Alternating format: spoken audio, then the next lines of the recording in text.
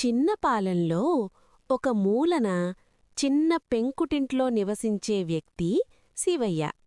అతని భార్య గౌరి. పిల్లలు లేరు, కాని ఆశలు మాత్రం పెద్దవి. ఈ పెంకుటింట్లో వర్షం పడితే మనకే భయం శివయ్యా. మనకూ ఒక పక్కా ఇల్లుండాలి. నాకూ అదే కోరిక గౌరీ. కాని డబ్బు లేదు, అప్పు చేయాల్సి వస్తుంది.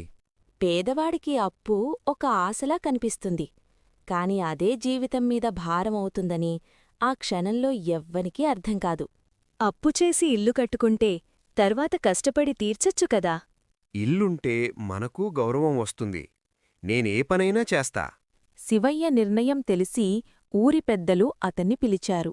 శివయ్యా, అప్పుమీద ఇల్లు కట్టడం మంచిది కాదు నాయనా. ఒక్కసారి ఇల్లు కట్టుకుంటే మన జీవితం మారిపోతుంది. ఇల్లు మారదు శివయ్యా, మన ఆలోచన మారితేనే జీవితం మారుతుంది.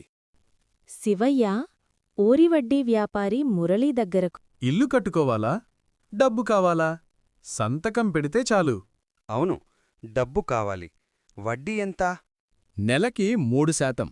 అప్పు డబ్బుతో కొత్త పక్కా ఇల్లు కట్టబడింది. పెంకుటింటినుంచి పక్కా ఇంట్లోకి అడుగు. మనకు ఒక సొంత ఇల్లు వచ్చింది శివయ్యా. ఇప్పట్నుంచి మన కష్టం తీరిపోయింది. కొన్ని రోజుల తర్వాత రోజులు వెళ్లే కొద్దీ అప్పు రోజురోజుకీ పెరిగింది. ఈ నెల వడ్డీ ఇవ్వలేదు చోయ్యా. 2 రోజులు సమయం పండి. నేనే చెప్పాను అప్పు వద్దు అని. ఇప్పుడు నన్నే నిందిస్తున్నావా? అప్పుడే శివయ్యకు అర్థమైంది, ఇల్లు కాదు తప్పు, తన తొందర నిర్ణయమే అసలు తప్పు అని. ఇల్లు మనల్ని కాపాడదు గౌరీ, మన కష్టమే మనల్ని కాపాడుతుంది. శివయ్య తను చేసిన అప్పు తీర్చడం కోసం అదే ఊరిలో పొలం పనులు చేయడానికి వెళ్ళాడు. అలా కొన్ని నెలలు పనిచేసే తను చేసిన అప్పు తీర్చేశాడు శివయ్య.